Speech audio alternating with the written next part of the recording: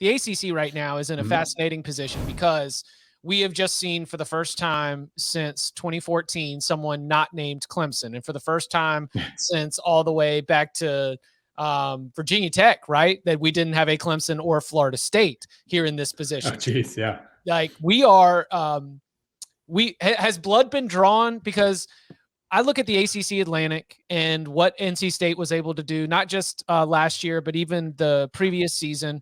We see what Wake Forest has been able to do under Dave Clawson in terms of establishing some stability in your returning production rankings. Mike Norvell's Florida State Seminoles, 11th in the country. Louisville trying to get a little bit of a bounce back, 14th in the country.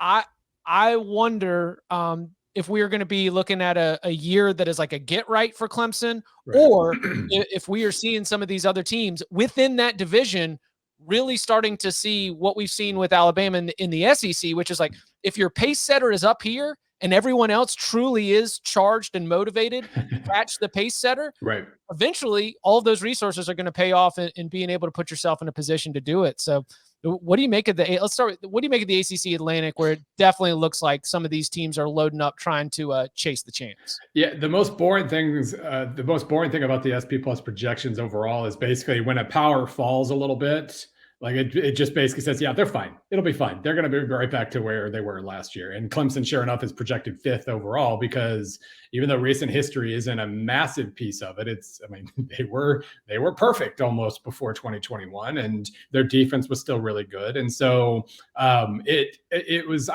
kind of curious where the ACC projections would land, and I was hoping it'd be a big fat mess. But you've got Clemson at 5th. Then you got Pittsburgh and NC State at 13 and 15. You got Miami at 20, FSU at 24, and Louisville at 29, I guess. The split with the Atlantic to the Coastal is really wild to me this year. You have the least experienced team in the Atlantic, right? Chip mentioned a bunch of them. Cuse is also 15th. Wake's 46th, and you get Sam Hartman back. In the Coastal, you have Georgia Tech 109th in returning experience, UVA 123rd, and then Duke 125th. The Coastal champ might be 7-1 in the league. Yeah, because you can beat up on the bottom. Right. Yeah, exactly. Whereas the Atlantic, 6-2 probably gets you the Atlantic this year, and maybe outright, given how many teams are projected to be top 20 or top 40 level. Right. Yeah, and obviously a lot of that'll depend on Clemson and if they really do kind of click back into place. But it's kind of not that it's weird that the Coastal champ could be from a lesser pool than the Atlantic, but you're right. If one team particularly stands out, whether it's Pitt or, a Miami or whoever. But that's it. Who else would you add? I can only think whatever is what else I would add. I kind of caught myself there. No, it's, if they really do kind of stand out, if Pitt really is the 13th best team in the country, obviously they're in very, very good shape overall, at least until the ACC finally actually gets rid of divisions, which would be lovely because that is kind of sad overall. Let's see, I'm trying to think what else I have to say about the ACC as a whole. Duke, by the way, like near the bottom of returning production for 2 straight years. That's the way you get projected 117th overall. Like it's bad news. They are very, very, very much starting from scratch. Yeah. What we have we said Virginia Tech and Virginia over under combined 4.5 ACC wins, and the advantages were that A, they play each other, and B, they both play Georgia Tech and Duke. Yeah.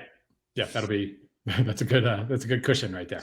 If there are 2 teams that are going to test returning production's weights as far as how much defensive line matters. Yeah. It's one in the league we just talked about with Florida State, the loss of Jermaine Johnson, who now shout out Jermaine, looking like he might be a top 20 pick now overall, and Keir Thomas, obviously. And then Michigan, who had an even better pair of defensive ends. The system, obviously, like when you go back and you do your manual adjustments, is that a team that you say, hey, defensively, I see what the system sees here, but they were able to play a certain style that was very dependent on having like 2 and top Daxton 50 Hill. NFL picks. I kind of felt like the way that they used Hill in that defense allowed everything else to, because he's so versatile, they could be more liberal elsewhere.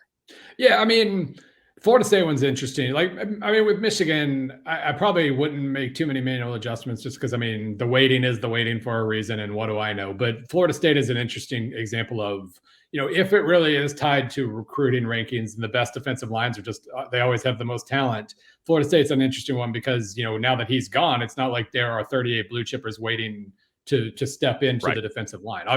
Cooper was a blue chipper, but otherwise it was like low 4, high 3 stars for the most part. So if that's why defensive line doesn't carry much weight in the formula, then Florida State's not living up to their lofty returning production rating just because they lost more talent than they could replace up front. So we'll see. I mean, the fact that they return basically all their linebackers and all their DBs, and I still can't decide if I like Grady Vance or not, but they added him and he's got potential at the very least.